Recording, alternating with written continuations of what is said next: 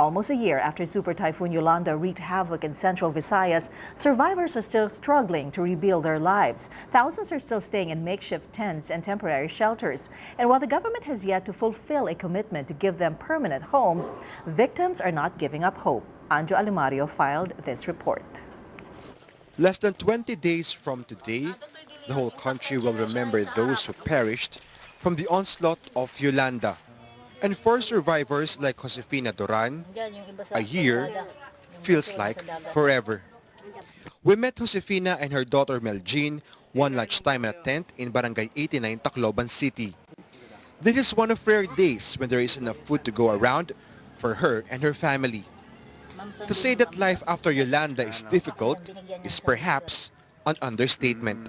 Minsan kakain, minsan pag walang income sa pedicab, wala kaming kain. Minsan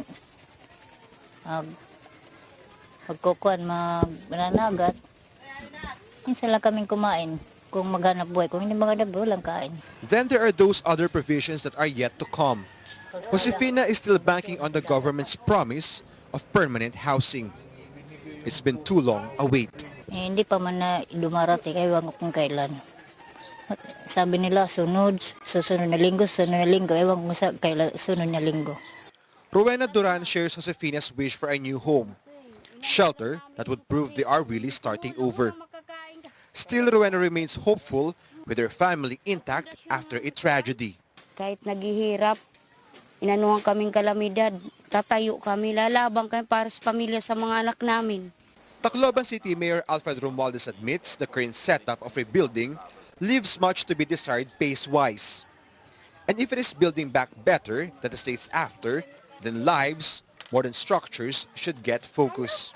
I would say the rebuilding process now, in many aspects, are moving along, but according to our standards, it's quite slow. It's got to move faster. That's why my primary concern would be shelter. And right now we're building as many what we call temporary or transitional shelters in order to get families away from the danger zone. Romualdez says the city needs almost 15,000 permanent houses for 70 or 80,000 people. In his words, this is like building a new municipality. So far, 2,000 transitional shelters are being built. More than half of the families in tents have been transferred to these shelters. Romualdez's target is to get everyone out of the tents by the end of November this year. It is a formidable task, and for now, Romualdez assures Taclobanons, nobody gets left behind. For Taclobanons, optimism is no longer a matter of choice, but a necessity. They have endured one day too many to give up on that hope that better days are ahead.